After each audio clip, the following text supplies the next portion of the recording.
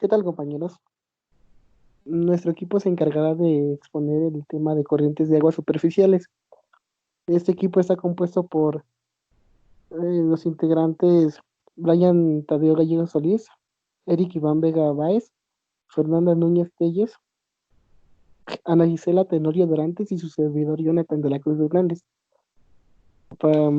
Como primera parte pasará mi compañera Gisela. El tema a exponer es aguas superficiales y comenzaremos por definir la hidrosfera, que es una masa de agua dinámica con continuos movimientos y cambios de estado que regulan el clima, participa en el modelado del relieve y hace posible la vida sobre la Tierra. Asimismo, es también responsable de riesgos geológicos externos. La hidrosfera se formó por la condensación y solidificación del vapor de agua contenido en la atmósfera primitiva, y esta cubre casi las 3/4 partes de la superficie de la Tierra. La mayoría, que se refiere al 97.2%, es agua salada que forma mares y océanos, y el otro 2.8% se conforma principalmente por glaciares, que representan el 2.15%, y aguas subterráneas, el 0.62%. Generalmente estas en forma de agua dulce. El agua puede cambiar rápidamente de estado sólido, líquido o gaseoso a las temperaturas y las presiones existentes en la superficie de la Tierra. Es por ello que el agua está en constante movimiento entre la hidrosfera, la atmósfera, la tierra sólida y la biosfera. A esta circulación interminable del suministro de agua de la Tierra es lo que conocemos como ciclo hidrológico, el cual es impulsado por la energía procedente del Sol. Y los procesos implicados en el ciclo hidrológico son la evaporación, donde el agua se evapora de los mares y continentes a la atmósfera; la precipitación, donde la humedad condensada en nubes cae. Aquí, la precipitación que cae en el océano ha completado su ciclo y comienza uno nuevo. Sin embargo, cuando la precipitación ha caído en el continente, una parte del agua penetra en el suelo, lo cual es conocido como infiltración, y busca desembocar en algún lago, río o directamente en el mar. Pero cuando la velocidad de caída de la lluvia es mayor que la capacidad del suelo para absorberla, el agua adicional fluye sobre la superficie, dando paso a un proceso denominado escorrentía. Del agua que se infiltra o se escurre, gran parte acaba por encontrar la manera de volver a la atmósfera por medio de la evaporación, y una parte es absorbida por las plantas, que después la liberan a la atmósfera. A este proceso lo conocemos como transpiración. Dado que no podemos distinguir claramente entre la cantidad de agua que se evapora y la cantidad que es transpirada por las plantas, se suele utilizar el término evapotranspiración para definir el efecto combinado. Cuando la precipitación cae en áreas muy frías, el agua no puede infiltrarse o evaporarse inmediatamente. Es por ello que entra a formar parte de un campo de nieve o de un glaciar. También es importante saber que el ciclo hidrológico está en equilibrio, ya que la precipitación anual medida sobre la Tierra debe ser igual a la cantidad de agua evaporada.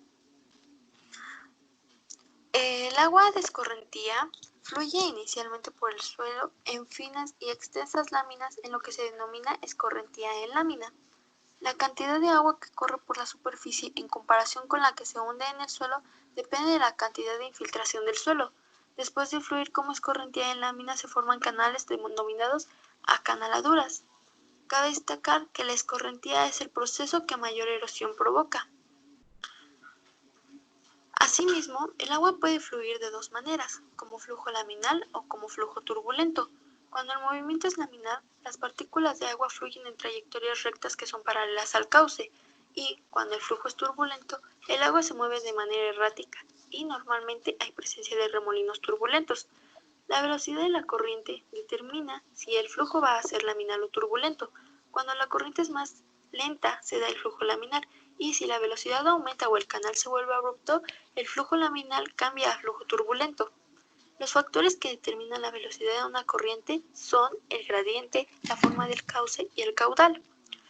Bien, el gradiente se expresa normalmente como la caída vertical de una corriente a lo largo de una distancia dada, o sea, es la pendiente del cauce, y estos varían de una corriente a otra, así como a lo largo del curso de una corriente determinada. El cauce puede tener variadas formas. Sin embargo, la forma transversal de un canal determina la cantidad de agua que estará en contacto con el cauce y por tanto cómo afectar a la fricción por arrastre. El caudal de una corriente es la cantidad de agua que atraviesa un determinado punto en cierta cantidad de tiempo, y este suele medirse en metros cúbicos por segundo y se determina multiplicando el área transversal de una corriente por su velocidad. Cuando aumenta la cantidad de agua de una corriente, la corriente aumentará el tamaño de su cauce, ensanchándolo y profundizándolo. Y cuando el tamaño del cauce aumenta, se reduce la fricción, que actúa retrasando el flujo. Así, cuanto menor sea la fricción, con mayor rapidez fluirá el agua. Dicho esto, podemos decir que una corriente puede mantener una velocidad más elevada cerca de su desembocadura, aun cuando tenga un gradiente menor que corriente arriba, debido al mayor caudal, al mayor cauce y al lecho más suave.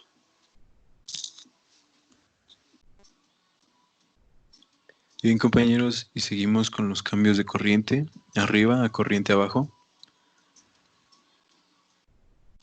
Para comprender el flujo es muy importante y útil verificar su perfil longitudinal.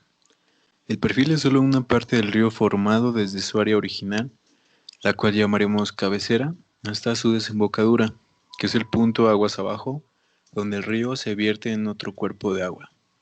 Como se puede ver en la imagen, la característica más obvia del perfil longitudinal típico es el gradiente decreciente de la cabeza a la boca. Hay muchas irregularidades locales, pero el contorno general es una curva hacia arriba. Si le pasa a la siguiente diapositiva, podemos ver que el flujo a la boca aumenta,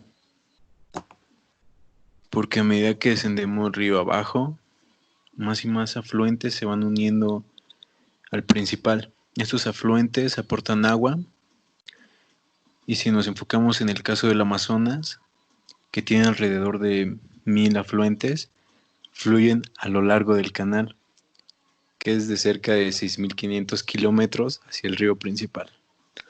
También en la mayoría de las áreas húmedas se agrega continuamente más agua debido al agua subterránea. Por lo tanto, el flujo de agua debe cambiar el ancho y la profundidad y la velocidad de la cantidad máxima de agua que transporta. En la siguiente diapositiva podemos ver que la turbulencia de un arroyo de montaña es mucho más rápida, pero el agua fluye verticalmente, lateralmente y en algunos casos aguas arriba. En un río ancho y tranquilo, de flujo lento, la velocidad promedio puede ser menor. Pequeños canales de ríos y lechos de ríos empinados transportan grandes cantidades de agua río abajo, río arriba y río abajo en todas las direcciones. Pero aguas abajo el material del lecho se vuelve más pequeño, entonces la resistencia al flujo es menor y el ancho y la profundidad de los canales aumentan para acomodar flujos más altos. En la siguiente diapositiva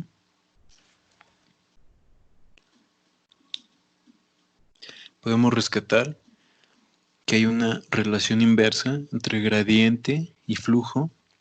Cuando el gradiente es alto, la velocidad del flujo es pequeño, y cuando la velocidad del flujo es grande, el gradiente es pequeño. En otras palabras, podemos decir que debido a la mayor velocidad de flujo, el canal más grande y la superficie del lecho más suave, incluso si el gradiente es más bajo que el de la corriente arriba, su velocidad permanece alta y cerca de la salida. En la siguiente diapositiva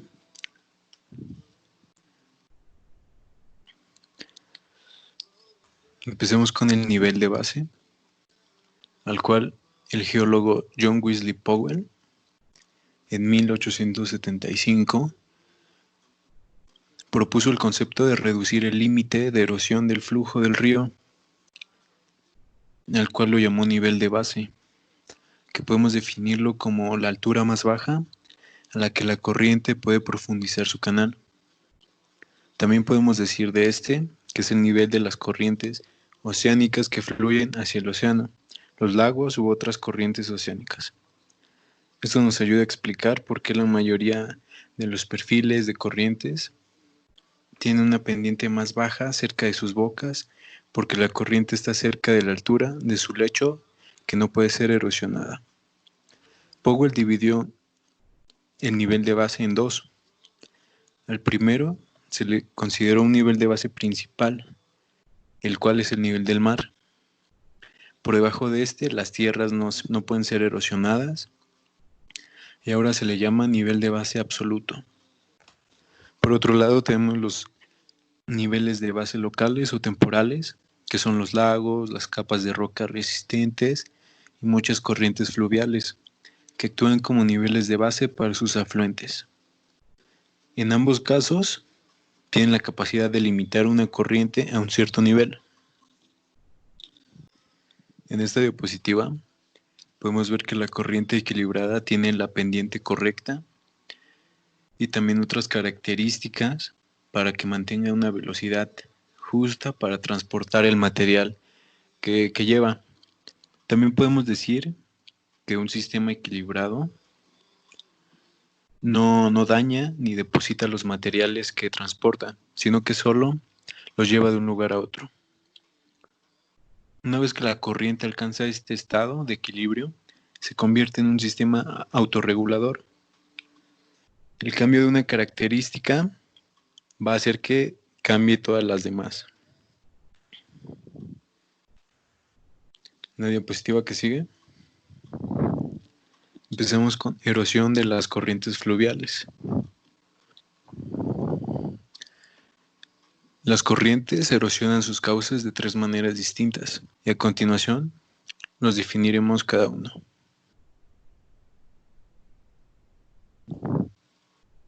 En el primero, cuando el flujo de agua es turbulento, el agua genera un remolino, y cuando el remolino es lo suficientemente fuerte, provoca que suelte partículas el canal y las recoja en el agua que fluye. De esta manera, la fuerza de la corriente erosiona el material no consolidado del lecho y los bordes de la corriente. Cuanto más fuerte sea la corriente, más eficiente es la recolección de granos. En el siguiente tipo, que es la abrasión, las partículas de sedimento se desgastan debido a diversas influencias en los canales y entre sí. Por lo tanto, al frotar y golpear, la abrasión erosiona en la capa de roca y la alisa, al mismo tiempo que suaviza las partículas desgastadas. Y por último, que es el menos importante y el que menos pasa, aunque causa cierto grado de erosión, al disolver la roca madre soluble y los desechos del canal, la mayor parte del material disuelto en el flujo del agua proviene del flujo de entrada de agua subterránea. Yo les voy a hablar sobre el transporte de los sedimentos por las corrientes. Las corrientes son el agente erosivo más importante de la Tierra, ya que tienen la capacidad de transportar grandes cantidades de sedimentos. Se pueden dividir en tres, que son en solución, disuelta o suspendida. Primero vamos a hablar de la carga disuelta. La carga disuelta transporta sedimentos muy pequeños que no son visibles a simple vista y que se miden en parte por millón. La carga suspendida se clasifican en arenas y arcillas y son partículas un poco más grandes que las anteriores, pero son controladas por la velocidad del agua y por la velocidad de los sedimentos. La carga de fondo no se transportan fácilmente y solo son en inundaciones o cuando las corrientes están muy fuertes. El tamaño, forma y peso del grano influyen en la velocidad en la que se transportan. La saltación influye en la carga de fondo y es cuando son arrojados hacia arriba y cambian hacia abajo por la corriente.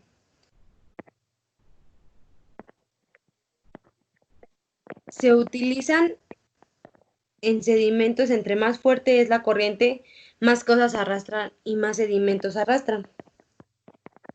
Y la carga de competencia es que entre mayor frecuencia es mayor sedimento. Voy a hablar sobre los depósitos de sedimento por las corrientes fluviales. Las acumulaciones que se encuentran sobre la superficie abarcan una lista amplia de sedimentos que se pueden caracterizar según su origen y se depositan de acuerdo al tamaño. Estos se dividen en dos. Uno son los depósitos de canal. Llegan a estar compuestos por grava y arena.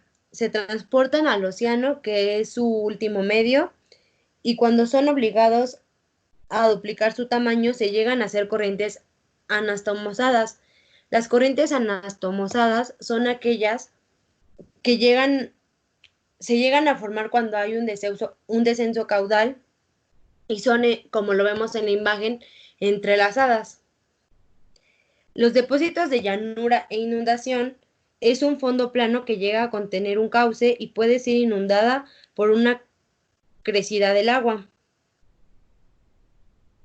Los abanicos aluviales se llegan a desarrollar cuando una corriente fluvial abandona un valle en un terreno montañoso, y las deltas se llegan a formar cuando en la desembocadura de un río se depositan. Ahora les hablaré de los valles fluviales. Los valles fluviales son los accidentes geográficos en la superficie de la Tierra y se pueden dividir en dos, que son los valles estrechos y los valles anchos. Los valles estrechos son aquellos que se forman en las zonas de montaña o de altura, donde los arroyos presentan corrientes. Y los valles anchos son comunes y se caracterizan por tener arroyos y se extienden sobre la superficie. Los meandros encajados y terrazas fluviales son medios con cauce y caída curva. Estas se forman en valles y se producen por una erosión inversa.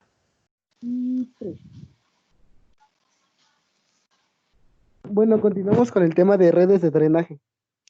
Las redes de drenaje, bueno, para poder definir lo que son las redes de drenaje debemos definir primero qué es una cuenca hidrológica. Una cuenca hidrológica son superficies de terrenos que están constituidas por distintas corrientes y sus principales características son estas corrientes. Estas corrientes forman sus modelos de drenaje, sus redes de drenaje, y la principal característica de una cuenca hidrológica es que todas estas corrientes van hacia un solo desemboque, una sola desembocadura. O sea, van hacia un solo lugar, un mar o un océano o un lago. Y la línea divisoria, que en la imagen que podemos observar aquí, eh, es la línea amarilla que está punteada en las partes altas de las montañas que están ahí. Pueden ser montañas o no sé, solamente puede ser una superficie elevada de terreno, pero esas superficies elevadas de terreno son las que definen el tamaño y parte de las características de una cuenca hidrológica. Cámbiale, por favor, Fernanda. Las corrientes ya las habían definido, pero pues aquí prácticamente podemos definirlas como cuerpos de agua que van en una misma dirección. Las conocemos particularmente como ríos o pequeños arroyos. La siguiente, por favor. Para poder comprender lo que son los modelos de drenaje, debemos definir qué son los sistemas de drenaje. Pues prácticamente solo son sistemas formados por cierta cantidad de corrientes. Existen 4 tipos de modelos de drenaje. Cada uno puede definirse o puede identificarse por sus características estructurales. Solo con ver una imagen como las que pueden observar aquí o van a observar, o pues ver un simple mapa, un mapa topográfico que puedan mostrarles, y son muy fáciles de distinguir. Son 4 tipos, y el primero es el modelo dendrítico, que prácticamente tiene forma como de si fuera, no sé, un árbol enramado, y como la imagen se ve, se puede distinguir fácilmente porque las corrientes van hacia un solo río, y ese río, pues las corrientes que conforman ese sistema de drenaje se ven como ramitas de árboles. La que sigue, por favor. El modelo radial, pues es muy fácil de distinguir. Regularmente o siempre, por decirlo así, se da en, en elevaciones de terreno, tales como domos o incluso hasta un volcán. Y este modelo pues como su nombre lo dice, parte de un centro y de ahí se dispersan cada una de sus corrientes y por eso pues como que se alcanza a ver como todo partiera de un radio. Por eso se llamaba modelo radial. La que sigue, por favor. El modelo rectangular. El modelo rectangular se distingue por que las corrientes cambian de dirección y esos cambios de dirección, esos cambios de orientación pueden formar o pueden, no exactamente modelos, ángulos rectos, pero sí, pero sí muy, bueno, un poco definidos, en los que puede distinguir que como si ese sistema de drenaje estuviera formando rectángulos con los cambios de orientación de las corrientes que lo conforman. Este tipo de modelo se da, no es muy común, pero sin embargo es importante porque este modelo se presenta en fallas y en zonas en que las rocas son de poca dureza y bueno, porque en las fallas es más factible la erosión de la roca. Entonces por ahí es más fácil que pueda formarse este tipo de modelos de drenaje. La que sigue, por favor. Y el último, el modelo de red enrejada, se caracteriza porque las corrientes que conforman el sistema pareciera que están acomodados paralelamente. Quiere decir, no sé si se alcanza a ver en la imagen, pero una corriente que va hacia, no sé, hacia un río más ancho que el que está hasta abajo la principal, ¿no? Que podríamos llamar como la corriente principal de la cuenca del sistema. Esa corriente que va hacia ese río más grande, pues, pareciera que está paralela a otra que está a, a un lado de esa corriente. O sea, las corrientes que la forman prácticamente van así, muy definidas y paralelamente. Por favor, Lexi.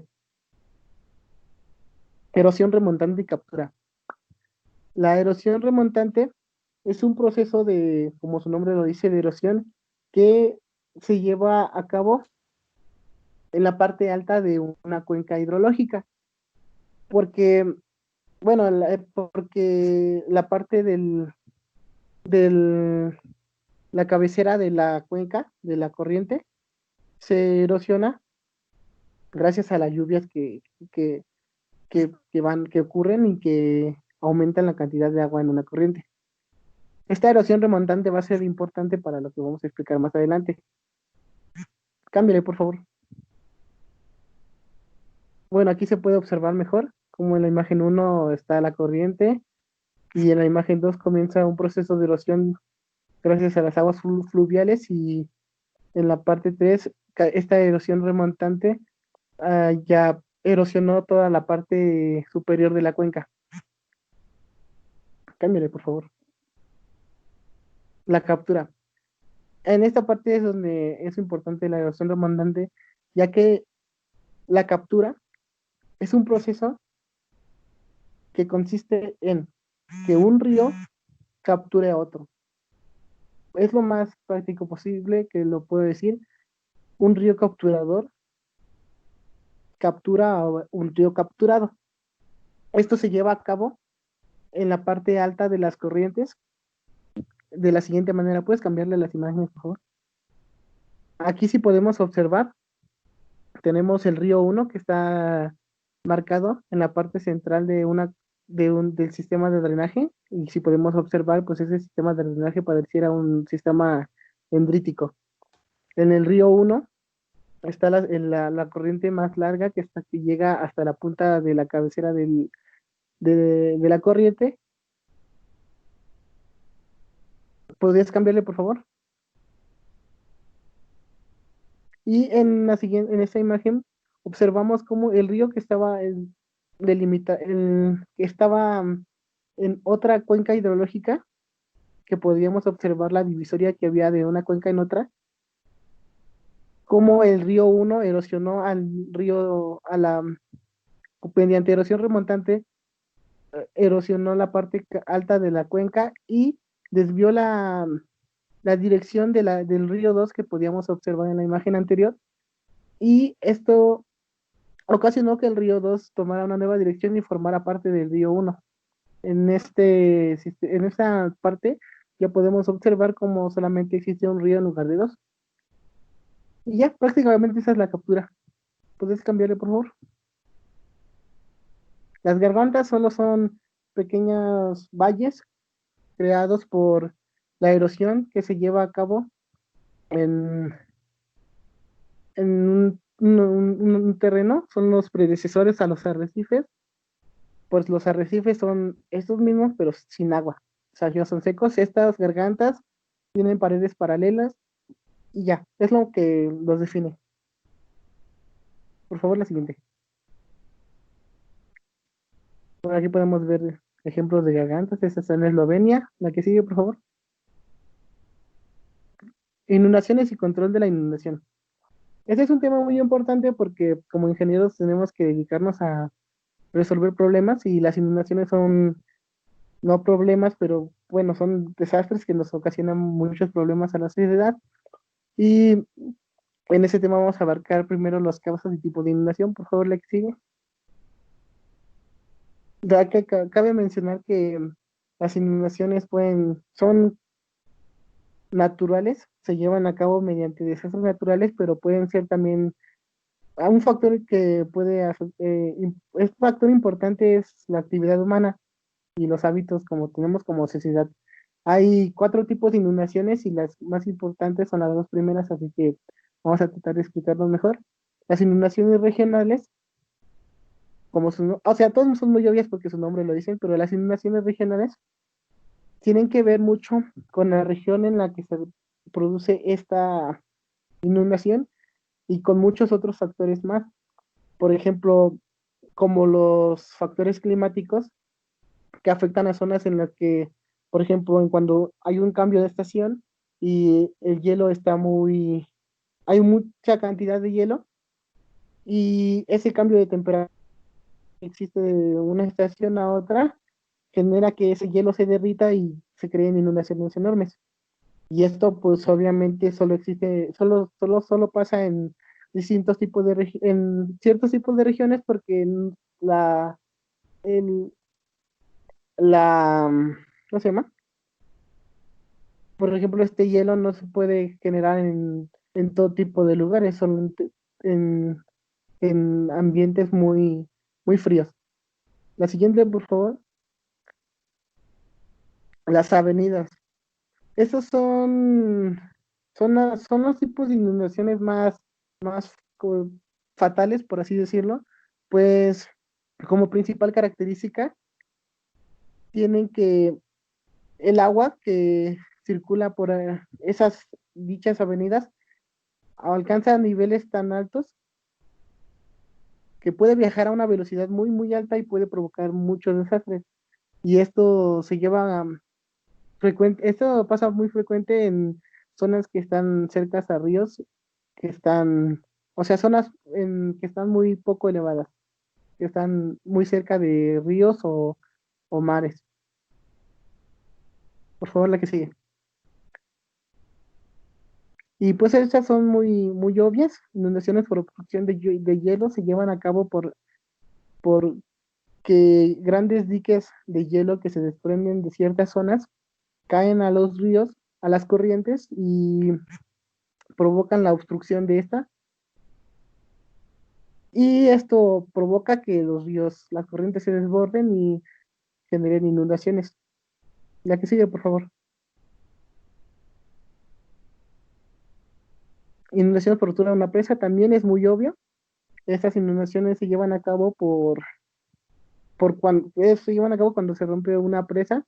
Esas inundaciones suelen ser muy fatales porque, como explicamos más adelante, una presa está construida para la retención del agua. Entonces, son enormes cantidades de agua que están retenidas por estas presas, y cuando se rompen estas, pues es mucha agua la que se libera y viaja a una velocidad enorme, casi prácticamente arrasa con todo lo que hay a su paso, Y pues también es un factor de erosión, pero pues no pasa muy seguido. ¿Puedes cambiarle, por favor?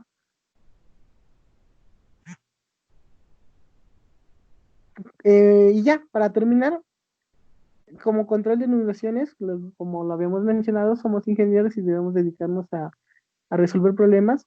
Entonces, pues hay distintos tipos de medidas para controlar este tipo de inundaciones. Los primeros son los diques artificiales que se ven en las imágenes primeras, son como barreras que se construyen para que el agua no sobrepase esas barreras y si sobrepasa esas barreras que sean muy poca cantidad. Está la canalización, que prácticamente es como darle forma a una corriente artificialmente con cementación de esta corriente o darle forma o ampliar estas corrientes para que la cantidad de agua que pasa por ahí sea factible. Y por último, las presas, como ya habíamos mencionado, que son grandes muros de contención que retienen enormes cantidades de agua y sirven para poder controlar el flujo de agua en ciertos arroyos y corrientes, bueno, en ciertas corrientes, para que sea factible por ejemplo, la población, ¿no? Y ya, puedes cambiarle, por favor. Y como conclusión, las corrientes de agua superficiales son de suma importancia porque además de funcionar como acueductos, son factores importantes para que se lleve a cabo la sedimentación de un río, lago y el mar. Además, conocer estas características sirve para poder optimizar el uso del agua y evitar la contaminación, así como la prevención de riesgos tales como las inundaciones.